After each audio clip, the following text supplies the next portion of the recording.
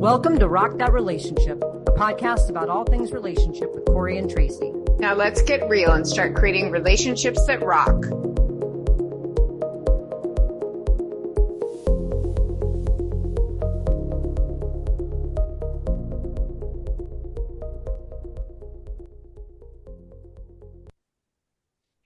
Welcome, everyone, to Rock That Relationship. We are here today in our whole series all about soulmates, but we're here with Charity and Holly, two of our fan favorites, back again to talk about their relationship. They were on a previous season talking about relationships across differences. So we'll put a link in the show notes to their previous episode that they had. But they're here today to talk with us about soulmate love. Hashtag when you know, you know. So Charity, Holly, welcome back to the show. Thanks for having us. Thank you for having us. Well, awesome. Well, last time we had you on was a while ago, and you had just started dating. It was actually funny. We were talking about this before as we had you on to talk about dating across differences. I think it was about long distance and how you were managing that. And we found out towards the end of either the end of the recording or after the show that you had been together a very, very, very short time. But you couldn't tell. I thought you had been together for years because of the way you two interacted. And so we got off the episode and thought, wow, they really know. They really know that they are supposed to be together. And it was so cool. And here we are seasons later with you back on kind of when when you know, you know. So maybe you can tell us a little bit about your love story. Like, how did you meet and where are you today? Like, take us through your journey. We met online.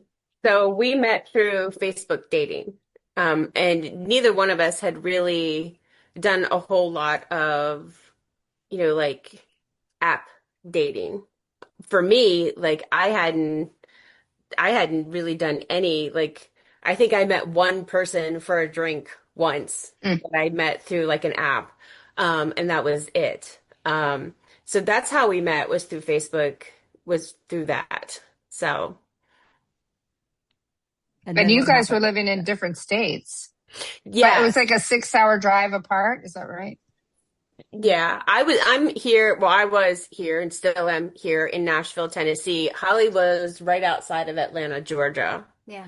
So we were. Oh, yeah, you're Georgia Peach. Yes. Yep. Yes. Mm-hmm. We were long distance dating, which was completely new to me. There's an age gap between us. I'm 15 years older than Holly. And Holly is a gold star lesbian and I'm a late in life lesbian. So our journeys are very, yes. Yep. You could have been on every episode of our Dating Across Differences. Yeah, we were like the trifecta couple. Yeah. Yeah. So you met, where was your first date? Tell us about where your first date was. Who initiated it? Give us the details here. We want the good stuff. I mean, technically our first date was here at her house. I got in super late and we were going to Pride that weekend. So I came in late Friday night. Well, almost Saturday morning. It was like 1 a.m. It was 1 a.m. Because I came after work. And you hadn't met in person? No, we had never met in person. No. We had been talking for about a month. Yeah. Oh, okay. Well, had you FaceTimed and stuff? Yes, she definitely wanted to do that. I guess she was catfished in one of that coffee date that she had. Mm-hmm. Oh, she's like, I really would like to FaceTime with you so I can actually see what you look like. Yeah. So what were your first impressions of each other when you met? Like when we first met in person or when we first FaceTimed? Ooh, how about either or both? When we first FaceTimed, I mean, my first thought was she looks just like her pictures and she has all her teeth, so we're off to a good start. I used to say that having the teeth was like being a real person and having your teeth important. Yeah. Well, see, that's what happened on that first coffee date. She used old pictures, and when she showed up, she didn't look anything like her. She didn't look like that anymore. And I was like, oh, this is, I feel very catfished. So, yeah. Exactly. So, yeah, I was happy that she looked like her pictures. That's good. Okay. Okay. What about you? When we first FaceTimed, I mean, she looked exactly like her pictures. Mm-hmm. I thought she was beautiful. Mm-hmm. And we Oh, had great conversation, text message, FaceTime. Um, I mean, it was everything that I was expecting, for sure. yeah. It Was was it I think different great. when you it's, met in person, or was it just more of the same? You're like, oh, I can't wait to see you. I was so excited for her to get here. And it just felt like it was gonna take, it was taking forever. That drive just felt like it was mm-hmm. forever. Like I was just waiting and waiting and waiting for her to show up. And when she finally got here, like I met her out in the cul-de-sac. I didn't even wait for her to like get to the door. And it was like I was like I just it was like I already knew her, you Mm-hmm. know? Um and I was just I guess my only thought I really like was like she told me she was 5'2", and I was like, "Oh, she really is 5'2". Who would lie about that? I was Hey, like, hey, for all short people here, okay, that's a selling point, all right? Some right? people I was like like, shorties. she really is a shorty, you know? So wait, how tall are you? I'm 5'5". Okay. Oh, Ooh, so you're okay. not exactly super tall. Okay, No, But that's it is no. dating okay. across difference. We could have done one on height too, huh? Well, that's Right, not a difference. 5'8", I'm 5'8", joking. and 5'2", Uh-huh. right, maybe. right. It's not a huge difference, but I mean, I guess when I first saw her, I don't know, I just wanted to wrap her in my arms and just hug her and kiss her. And she, it felt like I already knew her. Like she Hmm. already felt familiar, just Mm-hmm. when she was walking across the cul-de-sac. I was like, she just felt, it was like my soul recognized hers from the Well, jump. and I want to say, I think only lesbians can pull off like a 1 a.m. meet up for the first time at your house. At your house. Hi, it's 1 a.m. Come on in. I don't recommend it for straight people, No. just because the male could be quite dangerous. But lesbians, less risk. Absolutely. I mean, for me, the whole way here, I was nervous. Like, I wouldn't even say I had butterflies. They were more like bald eagles.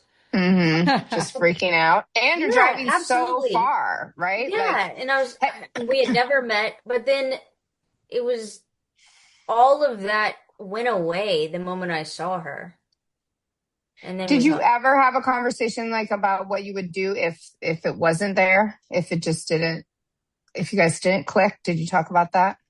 No. No, it never even crossed my mind that we wouldn't click. Like, Mm-hmm. I already, like, I knew, I just Mm-hmm. knew. Like, the conversations that we had just flowed so naturally, Mm-hmm. and it just never crossed my mind that we might not click. Like, I just, Right. Mm-hmm. that wasn't an option. Like, No. I just knew it was gonna be okay. Like, as crazy as it might sound, by the end of that weekend, I told my best friend, I said, "You're going to think I'm nuts." Because my best friend was texting me throughout the weekend because she doesn't live here. She lives in Charlotte. And she was like, how's it going? How's it going? Like, asking me all these questions. And by the end of the weekend, I was like, I am head over heels. Like, I am in love with this woman and I'm going to marry her one day. Wow. And did the friend think you were crazy, or Um, was she like, okay, I get it? A little bit of I get it because she too had found her soulmate recently, but she was also like, it's really early, Right. Right. and she was like, I just want, I want you to be happy. Like you seem like from the jump, from the time Holly entered into my life, people started to notice a difference about me. And people were saying, you seem so different. Like you are happy. Like your energy has changed. And even from a distance, she noticed that in our conversations. So she, even though it was early, she was like, look, I like the energy you're putting out from this. So like I'm on board. Like I want you to be happy and I love that you're happy. And sorry, how many months, or what was the time from the time you guys met online to meeting in person? We started talking June 4th, and then she came June 22nd. 22nd. Uh-huh. No, the 21st. Because I got in yeah. early morning, so 21st. June Yeah, she 21st. came the 21st. Yeah. And then she moved when? Like, She moved here in November. November Oh, 15th. okay. so 5 months, yeah. Hmm. I know it Okay. was torture for you guys because I was watching you on Facebook. I know. Oh my Yeah. God, I can't take this drive anymore. Why do I have to drive so Right. far to see her? I I can't remember wait till this is over. I that. quit my job tonight and go. Yes. Yes. Yeah. That was us. 100%. We were so cliche lesbian couple. Yeah. Well, I'm here for it. Yeah. And Yeah. then the So, weekends that I couldn't make it up here were, oh, Torture. Yeah, was those were Yeah. hard. oh gosh, Those were yeah. Yeah. hard. So, Yeah. Well, how but do yeah, you we know that this was different than like past relationships you've been in? I mean, obviously different than the coffee date that you were catfished, but like, especially Holly, you said you were a gold star, right? Gold star lesbian. So like, how is this different?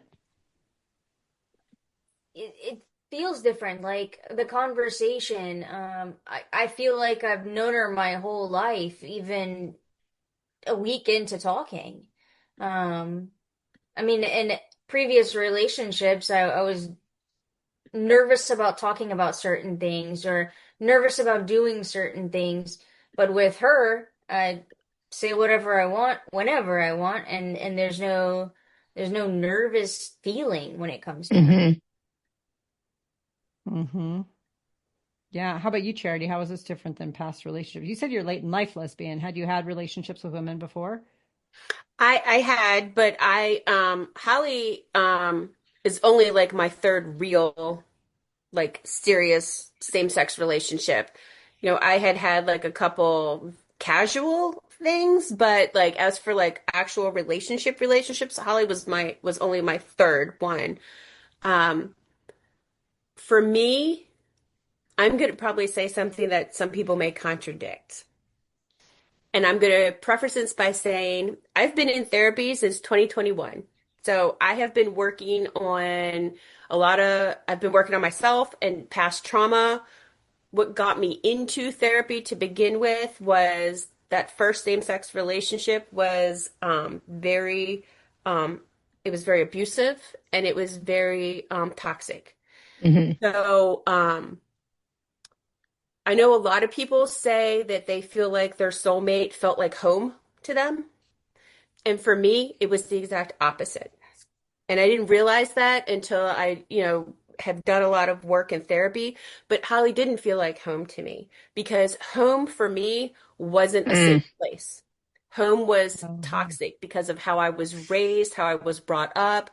Um, so home wasn't a safe place where I could be myself, where I could be authentically me. Holly felt like freedom. Holly wow. felt like authenticity. She felt familiar. It felt like I recognized her from the beginning. Mm-hmm. It was like I could be me. I didn't have, for the first time, because I had done so much therapy, for the first time, I entered into a healthy relationship, but I entered into this relationship going, I'm going to be me. And she's either going to like who I am as me. I'm not going to change who I am anymore to be accepted.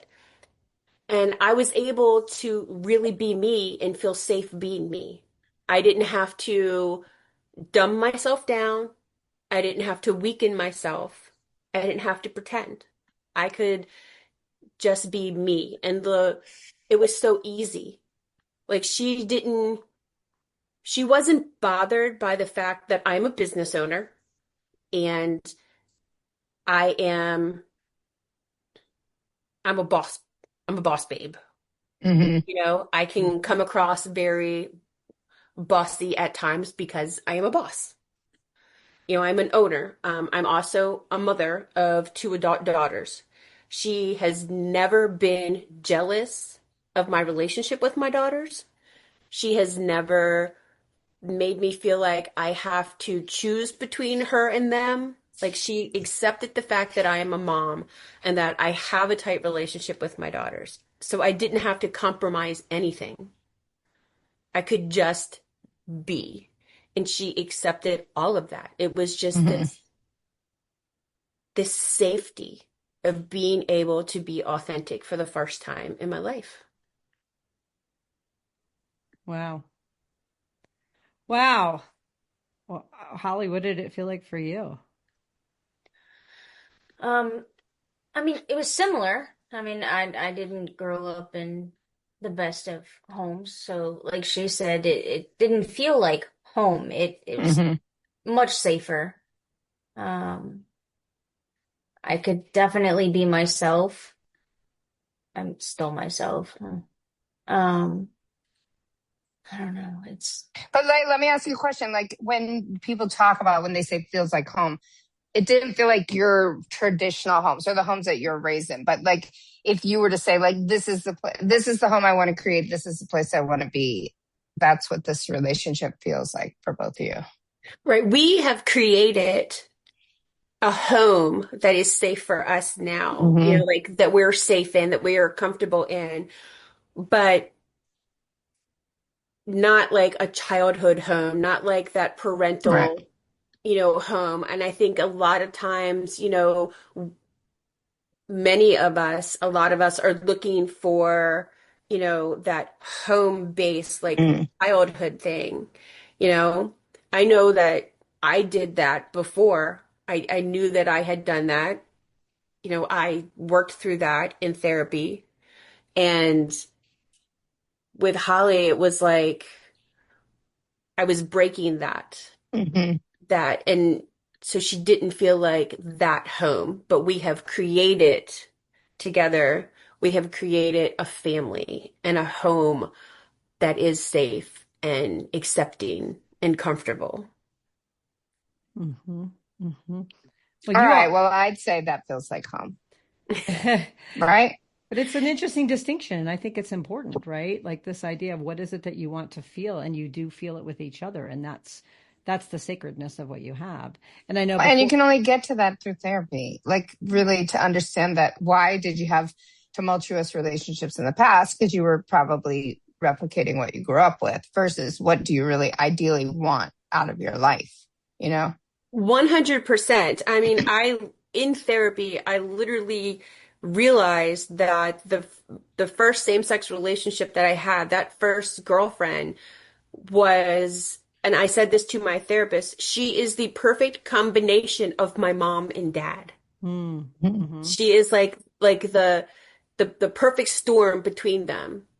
And that is what I did. I went and I was in this relationship with this person who um created this same storm that I grew up in, Hmm.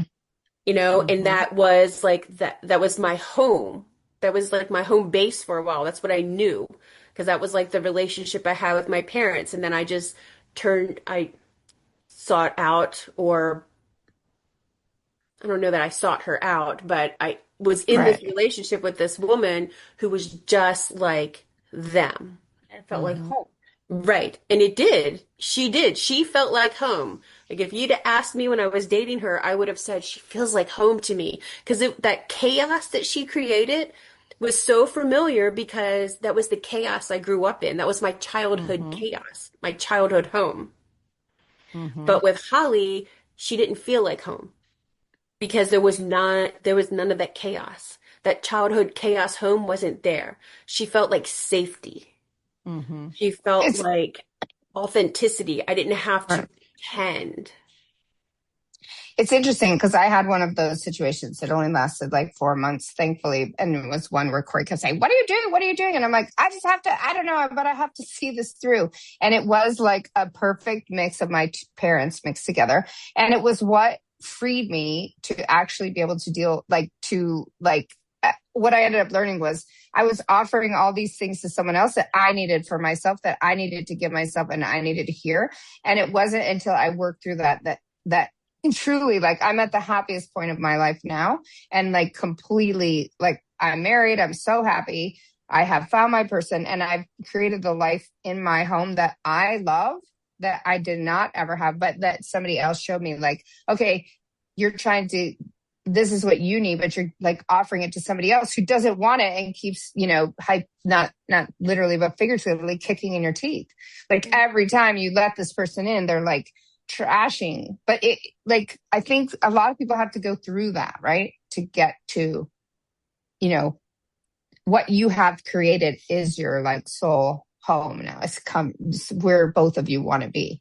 Oh, 100%. Yeah. I mean, we both went through, relationships that were toxic and abusive, and we both acknowledged that, as hard as those relationships were, we had to go through them to get to where we are because we learned so much, during, but, also after because, the healing process after is where, you really begin to learn, especially I I'm a huge advocate for therapy. So I think, Mm-hmm. if you get into therapy and you really dig into like why did I enter into that? Why did I stay in it?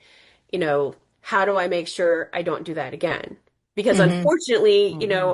I did get into therapy right after that relationship, but I didn't stick with it and I ended up repeating that process, Yep. Yep. with the second girlfriend, and then I was like, I can't keep doing this. So I'm going to get into therapy and I'm going to stay in it no matter what Yeah. anybody tells me.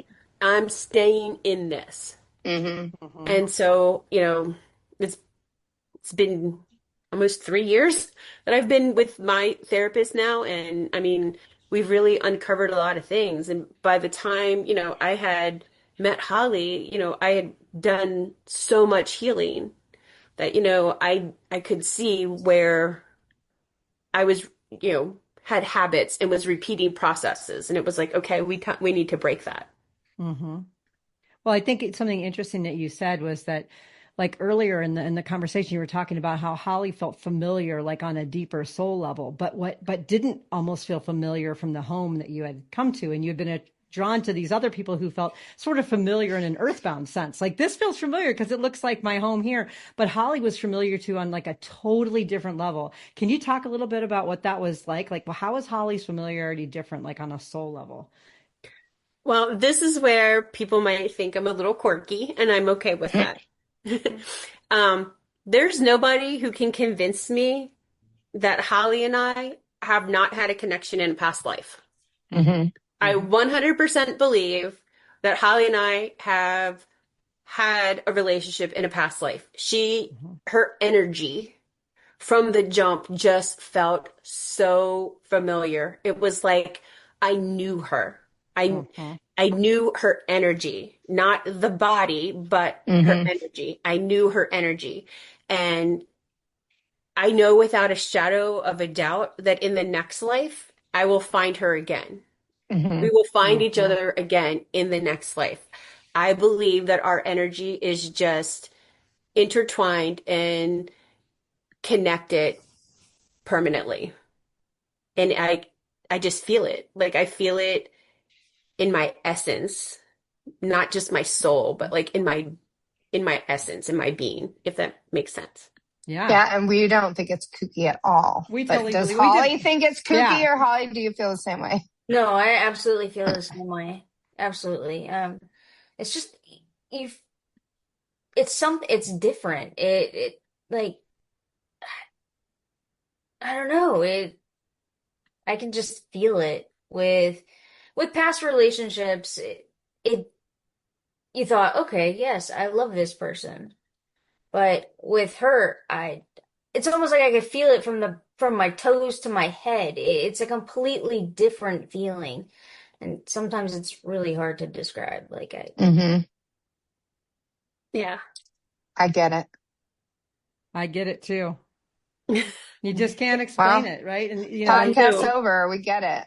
That's it. Right. It, Did you it have is. you guys consulted any past life people or Akashic readers, astrologers, tarot card readers, psychics? Have you? Because that would be very like even though it's so interesting to do, right? Have you done any of that?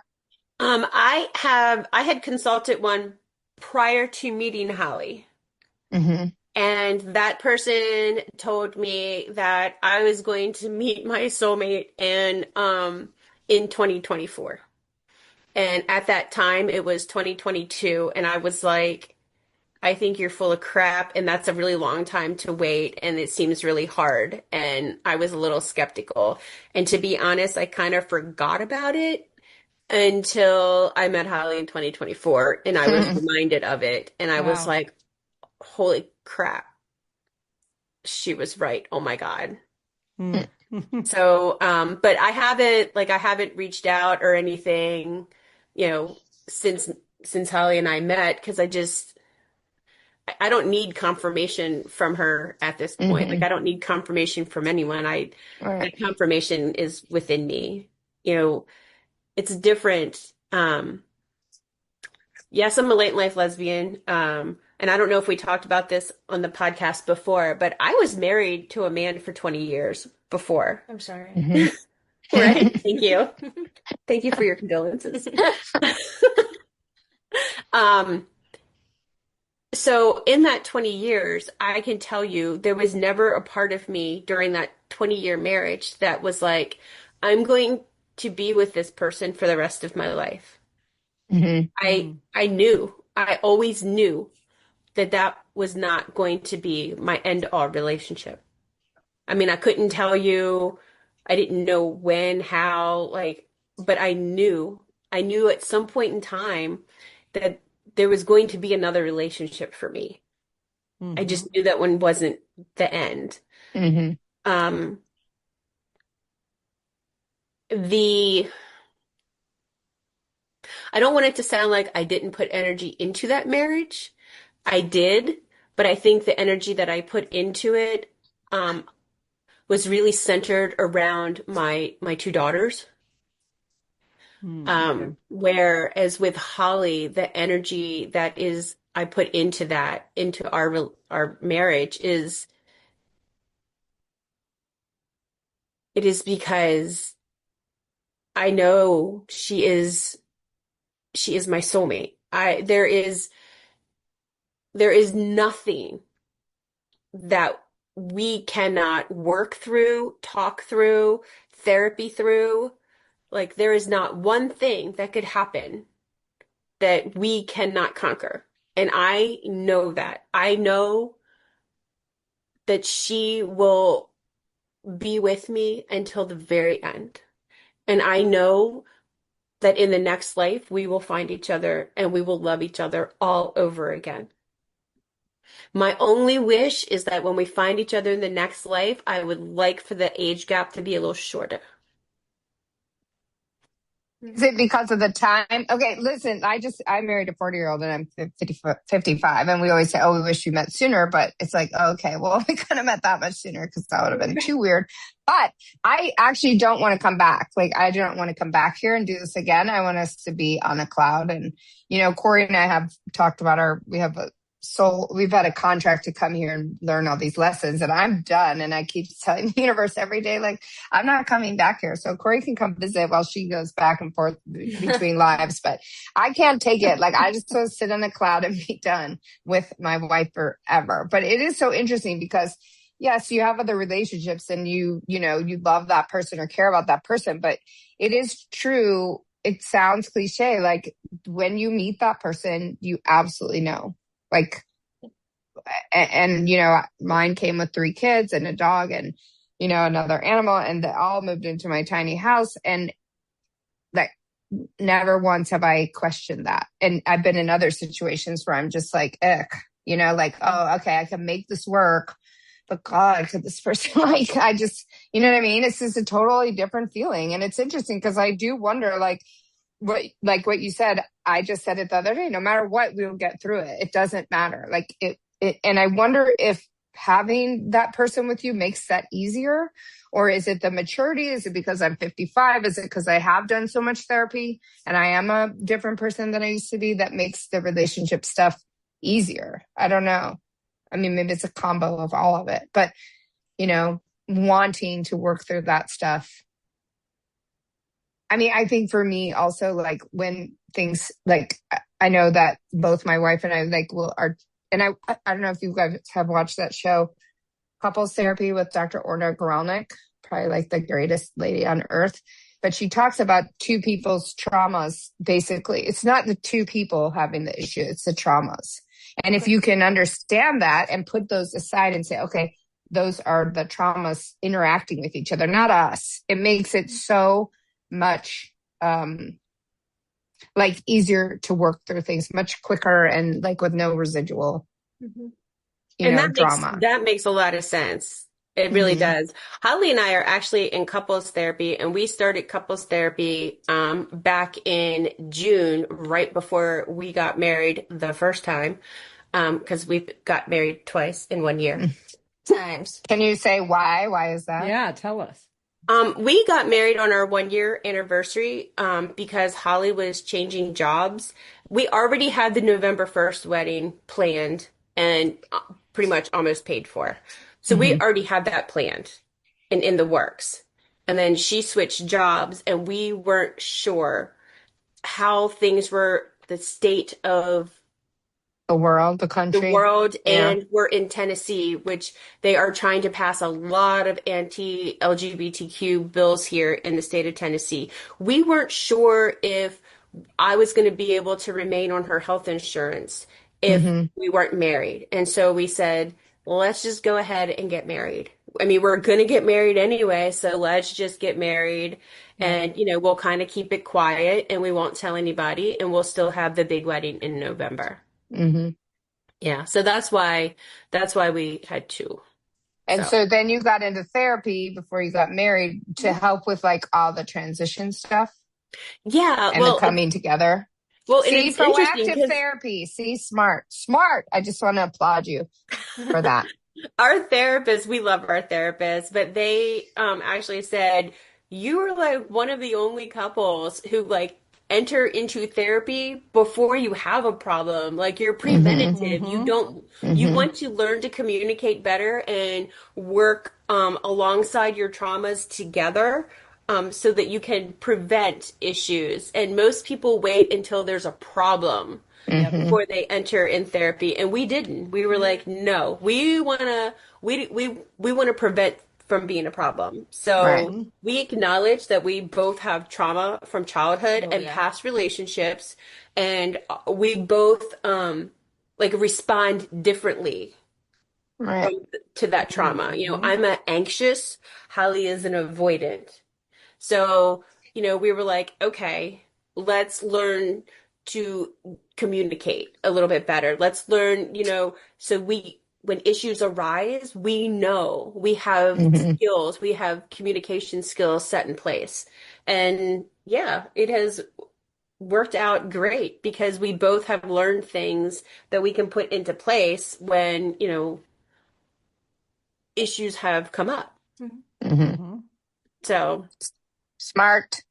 That's what Tracy always says. She says that like the first date should be like, or maybe the second date should be with a therapist. With a therapist. Like, you're like, nice to meet you. Let's have dinner. Oh, sorry, there's this third person here that just want to make sure that we're going to be able to get along here. But that's the thing. Like I told you, I've been listening to this podcast about AI dating, right? So now the AI avatars are going on dates first so that the humans don't even have to waste their time if it's not going to be a good thing, which is interesting. But I think that people do need therapy. I've said this for years on practically every podcast, like start out with a therapy because, unless you're like, I don't even know who doesn't have like triggers, traumas, all that. And so it just makes it, I think, easier. And that this is the relationship that you want. And so there's nothing that you want to jeopardize it, and that can even be unintentional jeopardizing. And I do think like when I watched couples therapy, which I started watching shortly after we got married, and it was so helpful. I think she had asked me to watch it when we first got together, and I was like, nah, too depressing. And then we started watching it like a couple of months later, and I was like, oh my God, this is so helpful. It was equally like triggering also because a lot of things came up in those shows, but that therapist is such like a genius and like the sweetest person alive. And so like to understand that most people, not all people, of course, and there's a lot of unprocessed people who haven't done any therapy, like they're trying, right? But we're so unskilled without therapy. And I know I was married to a therapist who said I vomited my trauma all over everybody. And I was like, how dare you? And then I started getting, but it was in therapy for like 5 years. And I was like, oh yeah, I sure did. And so it really it makes it a lot nicer. It really is. It's interesting because once you start to do therapy, it does set you apart from a lot of people. It really does, because you're like, if you're not doing the work, it doesn't work. Because 3 people I dated in a row after I got divorced and before I got married, it was like, none of them would do the work. And it was so obvious, and it was so ick. So I really applaud you. I think that's very commendable. And, I'm sure people, if you to tell them that, they'd have snarky things to say, and who cares? I don't care what anybody has to say about anything I do.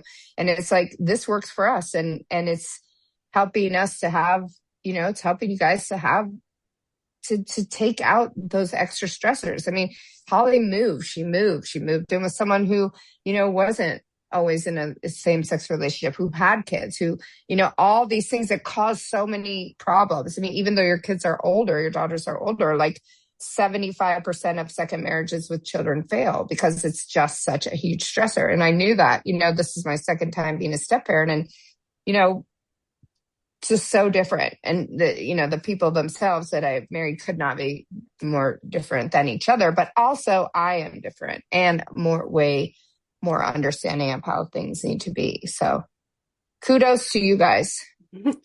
Thanks. I'm very proud of you guys. Well, and it makes me think of a question for you about this is there's this sort of idea or misnomer out there that if you have this soulmate connection, that you don't need to work on your relationship because you're destined to be together. So it doesn't matter, right? But the fact is that's not really all that true.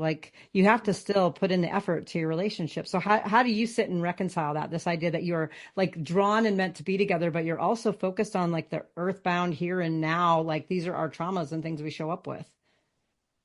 I think, yeah. Are we destined to be together? 100%. Yes. I think, we are soulmates, and I think, no matter what, somehow we were going to be drawn together, so yes. But does that mean we didn't enter into this with trauma, with triggers? Mm-hmm. Absolutely.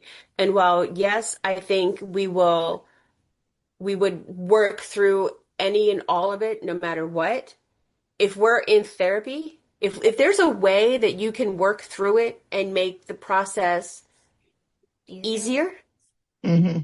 Why would you not do that? I mean, you can either do something the hard way or you can do it the easy way. Right. You can work harder or you can work smarter. And by going into therapy, we chose to learn to skills so it could be easier. We chose to work smarter. Yes, we're destined to be together, but that doesn't mean that we're not going to have hiccups along the way. So let's learn some coping skills and let's learn some communication skills to help us with this process. I mean, to make it better, to make it funner, to make it more enjoyable, to make it the best that it absolutely 100% can be. I mean, just because we're soulmates doesn't mean that we don't have our own issues that do pop up. And she could be having an off day. And if I don't learn to read what is going on in that moment, I could trigger her somehow, not meaning to. Mm-hmm. But with therapy, our therapist has given us homework numerous times, and it has helped. Yes, now I can recognize when she's upset, when she's angry, which I could be for, but now it's not. It's a deeper level now. Right. She doesn't have to say anything. I can just feel it. And same for me. She can feel it. Right. And, because of therapy and the things that we have discussed in therapy, our traumas and our triggers, I have learned, when Holly is triggered, I now have skills. I've learned skills in therapy that can help me help her. And I love this woman. I love her so deeply. Why would I not want to learn why would I not want to learn more skills and learn to be a better partner so that I can help her in the way that she really needs me to show up for her? Hmm. And if that requires therapy, if that requires a teacher to help me learn, why would I not want to do that for my soulmate? Why would I not want to learn to show up in the best way possible for my soulmate? I love that. Excellent. I love that. So what do you think it is that keeps you two together? Is it love? Is it the spiritual kind of deeper connection? Is it just a deep respect for each other? What really stands out? Oh, that's hard All because right. I think it's all those things. I think it's a Right. combination of all of them. I don't think it's any one thing. No, it's not any one thing. It's like a chain. Like it's all connected. There's no one thing. Yeah, They want to be together. Uh, right, It's Definitely. very intentional, Like on a right? deep level, like on a knowing level. right. Like I want to show up for her in the best possible way. Hmm. I want to put in the work, whether that's, within myself individually or within the marriage, within the relationship, within the family that we have created. It's all of that, you know? It's wanting to be the best version of all of those things so that, we can move forward easier because Hmm. there's no other, there's nothing else. Like this is it. Mhm. Like she is my person. She is, there's nothing that is going to come between us. There's nothing that is greater that could separate us other than death because she is that person for me. Hmm. Well, and that, a lot of times in the kind of the talk about soulmates too, is that two people are drawn to each other because they help raise each other up to be their best selves. And that whatever trauma Holly's working through, Charity, you can help with, and whatever trauma Charity you're working through, Holly can help with. And the idea is that you together, particularly intentionally with the therapist, is making each other rise to the occasion and being the best people that you can be. And with the support and love, you get to do that. And that's part of like a soulmate draw, right? Mhm. As you can see, am I a better version of myself with this person? Does this person contribute to that? You don't have to have another person to do that, but is this person contributing? And that's part of like that soulmate draw. And it sounds like that's something with both of you, that you are sort of like you're continuing to grow and learn and be better versions of yourself every day in the company of each other. Oh, absolutely. I mean, I continue to grow every day, but I'm more, I've noticed that I'm more patient now. Mm. Um, there's, well, you said you're more patient too. Like um, there's just so many things. I always want to be a better me. Like before with other relationships, it was, I have to be a better me. I have to do this. I have to do that. But with her, it's, I want to. I Hmm. want to be the best version Mm. of myself for her. I mean, for myself as well, but definitely for her. Yeah. Wow. Wow.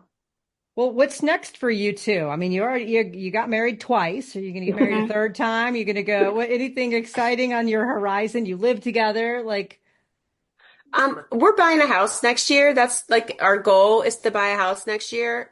We do it now, but we're locked into a lease until next year. So the goal is to do all the things that we need to do so that next year we can buy a house and Take a honeymoon. take a honeymoon. Yeah. oh, cool. Nice. Where do you want to go for your honeymoon? We throw out so many ideas. Costa Rica. Yeah. I Ooh, love it there. that's so Yeah. I want to nice. go so bad. Yeah. We've talked about Costa Rica. We've talked about doing a cruise. So No, I just watched Poop Cruise and a hell of a cruise. No, but Costa Rica, I've been to 3 times. I love it. And there's all kinds of things to do. So please feel free to reach out. Both Corey and I have been there separately, and have different experiences, but I love it.